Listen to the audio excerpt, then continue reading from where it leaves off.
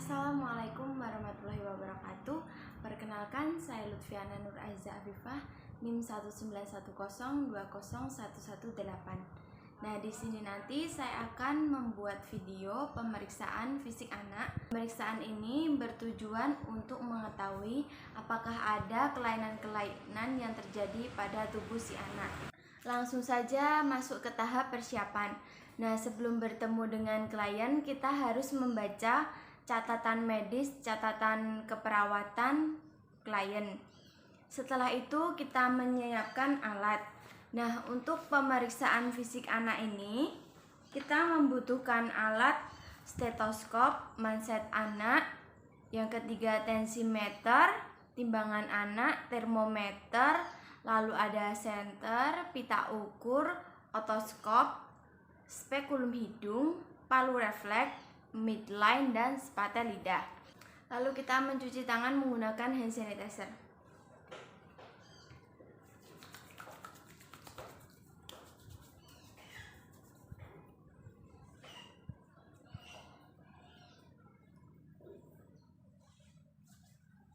Lalu kita masuk ke tahap orientasi. Assalamualaikum Ibu. Perkenalkan Ibu, nama saya Pra Lutfiana. Saya perawat yang berjaga pada shift pagi hari ini, mulai dari jam 7 pagi tadi sampai jam 2 siang nanti. Nah Ibu, di sini nanti saya akan melakukan pemeriksaan fisik pada anak Ibu. Nah, pemeriksaan ini bertujuan untuk mengetahui apakah ada kelainan-kelainan yang ada pada tubuh si anak. Nah, untuk waktunya kurang lebih 10-15 menit. Apakah Ibu bersedia? Baik Bu, untuk pemeriksaan yang pertama kita melakukan pemeriksaan umum. Yang pertama kita melihat secara keadaan umum si pasien atau si bayi. Lalu kita lihat keadaan umum si anak, apakah si anak sakit ringan, sakit berat, atau tidak sakit. Ini keadaan si anak tidak sakit. Lalu untuk mengecek kesadaran si anak kita tanya, "Adik, namanya siapa?" Nah, karena si pasien menjawab, maka pasien sadar. Dan selanjutnya saya akan melakukan pemeriksaan nadi. Kita raba apakah irama nadi teratur atau tidak. Untuk pengukuran nadi kita lakukan 1 menit. Baik, untuk nadi adik sudah teratur. Kita memeriksa frekuensi napas. Kita buka bajunya dulu. Adik, kita buka bajunya dulu ya. Semua normal. Lalu kita bisa masukkan sambil memeriksa suhu. Kita tempelkan termometer di aksila si anak. Kita akan memeriksa panjang si anak. Kita ukur dari kepala sampai kaki. Kakinya diluruskan. Selanjutnya saya akan memeriksa lingkar kepala dari bawah.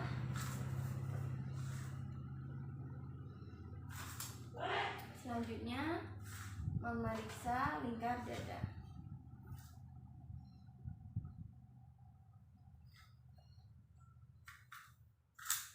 Setelah itu kita timbang si anak. Karena anak masih umur 1 tahun, maka akan saya timbang menggunakan timbangan bayi. Timbang. Posisi si anak tidak memakai baju. Setelah pemeriksaan umum selesai, selanjutnya saya akan memeriksa antropometri. Pemeriksaan antropometri ini bisa kita hubungkan dengan buku KIA.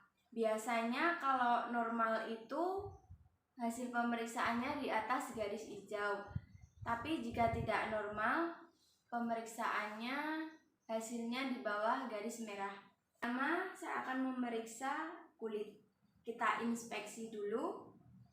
Warnanya merah, tidak ada lesi, dan teksturnya lembut. Normal. Lalu tugor kulit juga segera kembali. Yang kedua, memeriksa kelenjar limfe. Nah, untuk pemeriksaan kelenjar limfe ini kita kita palpasi di belakang telinga. Kita lihat apakah ada pembesaran kelenjar limfe atau tidak. Lalu kita lihat di bagian leher dan juga di bagian ketiak. Kita raba apakah ada benjolan atau ada tanda-tanda pembesaran pembuluh limfe atau tidak. Setelah itu saya akan memeriksa bagian rambut. Kita inspeksi apakah distribusi rambut merata atau tidak. Nah, untuk adik ini distribusi rambutnya merata, warna hitam, dan rambutnya juga lebat. Bagian kepala kita inspeksi. Untuk ukuran kepala sudah normal karena tadi sudah kita ukur. Dan bentuk kepalanya normal, simetris, tidak ada massa dan tidak ada nyeri tekan,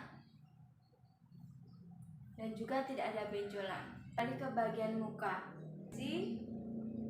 warnanya coklat, bulu mata merata, hidung dan juga mulutnya simetris. Bagian mata kita membutuhkan senter, lalu kita sorotkan cahaya untuk memeriksa pupil, apakah pupil mengecil atau tidak.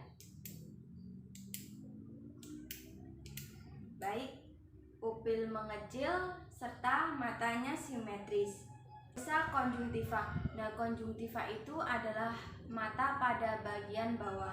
Konjungtiva si anak itu kemerahan, berarti normal.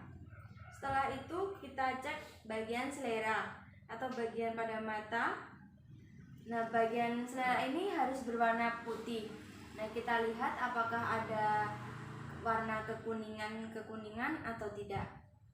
Normalnya warnanya putih semua dan harus putih, itu normal. Kita cek ketajaman mata pada si anak. Biasanya kita berikan warna-warna yang cerah. Nanti normalnya si anak akan mengikuti. Bagian hidung kita inspeksi simetris atau tidak. Pada si anak ini simetris. Selanjutnya kita palpasi apakah ada benjolan atau tidak. Kita menggunakan spekulum hidung. Karena saya tidak punya, maka saya menggunakan ini sebagai spekulum hidung. Kita lihat kedua lubang hidung. Lihat apakah ada cairan yang keluar dari hidung atau tidak. Pemeriksaan ini tidak terdapat massa, tidak ada bengkak, dan tidak ada cairan yang keluar. Pada bagian mulut kita inspeksi bentuk bibir, apakah ada kelainan atau tidak, bibir sumbing atau tidak. Pada si adik ini bibirnya simetris, tidak bibir sumbing, normal. Nah, untuk warna bibirnya juga merah, normal. Dan juga tidak ada lesi dan juga massa. Untuk usia bayi 3 bulan, biasanya kalau belum ada gigi itu masih normal. Lalu kita kaji bagaimana kondisi keadaan mulut, bersih atau tidak, ada bau mulut atau tidak. Nah, pada si anak ini tidak ada bau mulut dan kondisi mulut juga bersih dan juga tidak ada pembesaran limfe. Periksa pada lidah si anak. Biasanya terdapat putih-putih di bagian lidah. Nah, putih-putih itu adalah sisa-sisa lemak dari ASI. Putih-putih itu harus kita bersihkan. Nah, kita bisa menginformasikan kepada si ibu, lidah anak itu kalau ada terdapat putih-putih harus kita bersihkan. Kita informasikan pada ibu juga bagaimana cara membersihkannya. Nah, membersihkannya dengan menggunakan kasa, kita balutkan ke jari kelingking, lalu kita kasih air. Airnya kalau bisa menggunakan air hangat, lalu kita gosokkan ke lidah. Setelah itu kita alih ke bagian telinga. Pada telinga kita inspeksi pada si anak ini simetris dan tidak ada cairan yang keluar, tidak ada lesi, tidak ada massa, dan tidak ada kemerahan. Untuk memeriksa telinga ini menggunakan alat otoskop. Kita tes fungsi pendengaran anak berfungsi dengan baik atau tidak dengan cara kita membunyikan bunyi kelonceng di dekat telinga si anak. Biasanya kalau si anak terkejut menengok itu pendengarannya baik. Bagian leher kita cek ada pembesaran kelenjar tiroid atau tidak. Kita pegang pada leher samping, kita raba apakah ada pelebaran vena dan pulsasi karotis. Kita raba nadi terdengar jelas atau tidak. Kita juga kaji pergerakan leher si anak aktif atau tidak. Biasanya ditandai dengan anak bisa geleng-geleng. Baik, selanjutnya saya akan melakukan pemeriksaan dada atau pemeriksaan torak. Nah, pemeriksaan ini ada dua untuk memeriksa paru dan jantung. Yang pertama, saya akan inspeksi pada daerah dada. Kita perhatikan bentuk dada, apakah simetris atau tidak. Nah, di sini bentuk dadanya simetris, lalu tidak ada deformitas. Deformitas itu kelainan bentuk dada. Selanjutnya, di sini juga tidak ada retraksi dada. Lalu kita akan melakukan perkusi. Kita perkusi dada sebelah kiri dan sebelah kanan. Di sini suaranya sonor. Dan di sini suaranya lebih pekat karena ada jantungnya. Lalu bagian sini sonor. Selanjutnya kita palpasi. Kita lakukan palpasi, apakah ada nyeri tekan atau tidak. Biasanya kalau nyeri si anak akan menangis. Nah, di sini normal karena tidak ada nyeri tekan. Selanjutnya kita auskultasi menggunakan stetoskop. Pada klien kooperatif kita bisa meminta untuk tarik nafas. Nah, mulailah kita dengar daerah depan atas klavikula. Lalu kita teruskan ke sisi-sisi dinding.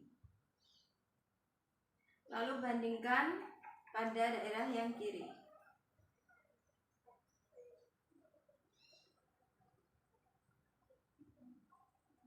Baik.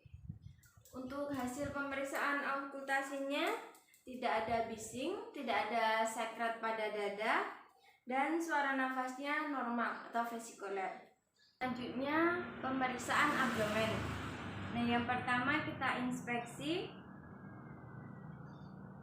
warnanya merah, bentuknya simetris, lalu tugor kulitnya kembali dengan segera, kulitnya lembut, tidak berbau dan tidak ada tanda-tanda inflamasi.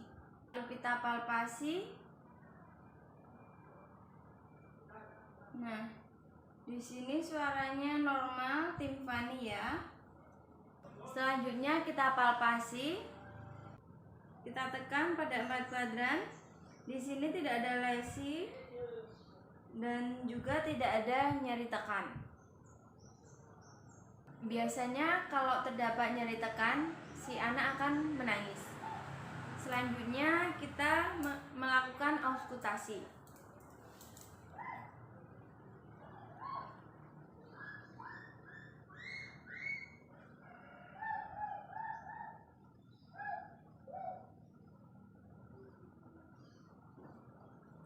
Pemeriksaan auskultasi tidak ditemukan adanya bising usus dan normal. Pemeriksaan ekstremitas atas dan bawah. Kita lihat gerakan kaki dan tangan aktif. Lalu kita lihat tidak ada jumlah tangan dan juga jumlah jari kaki yang tidak normal. Tidak ada juga clubbing finger. Nah, clubbing finger itu bengkak pada ujung-ujung tangan. Clubbing finger itu dialami pada anak-anak yang menderita penyakit jantung. Palpasi, apakah ada nyeri atau tidak.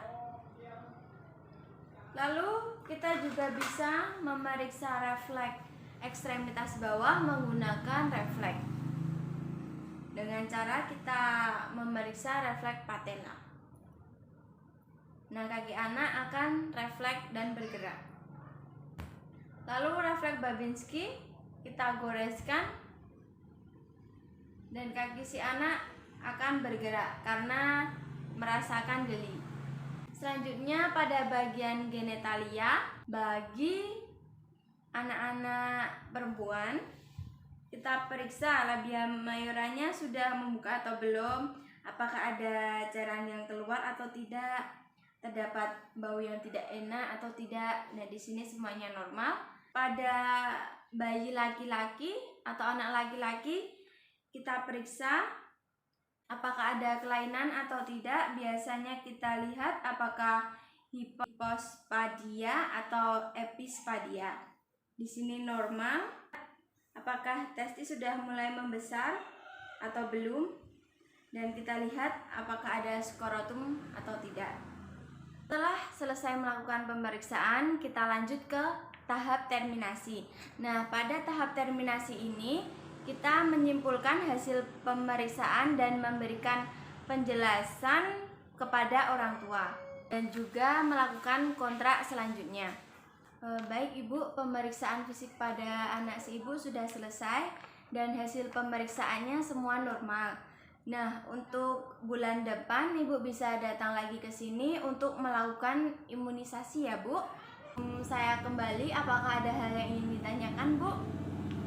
Jika tidak, saya permisi untuk kembali ke ruangan perawat ya Bu. Assalamualaikum warahmatullahi wabarakatuh. Setelah selesai, jangan lupa untuk selalu mendokumentasikan hasil dari pemeriksaan fisik. Sekian video yang dapat saya buat. Apabila terdapat kesalahan, mohon koreksinya. Wassalamualaikum warahmatullahi wabarakatuh.